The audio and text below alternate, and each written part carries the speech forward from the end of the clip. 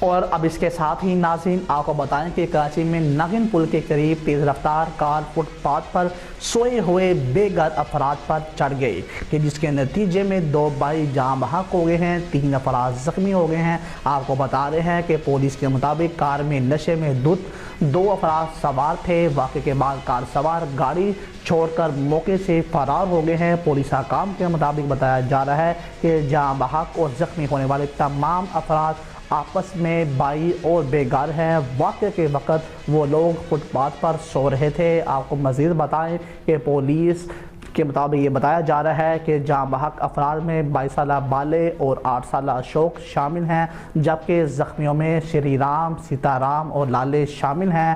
آپ کو مزید بتا رہے ہیں کہ حادثے میں جاں بحق ہونے والے دونوں بھائیوں کے بچ جانے والے تیسرے بھائی ستارہ نے بتایا کہ وہ 6 بھائی ہیں، دن کے اوقات ٹھیلے پر فروٹ اور سبزی بیچ کر اپنا گزارا بسر کر رہے ہیں۔ واقعہ کے وقت تمام بھائی فٹ پاتھ پر سو رہے تھے۔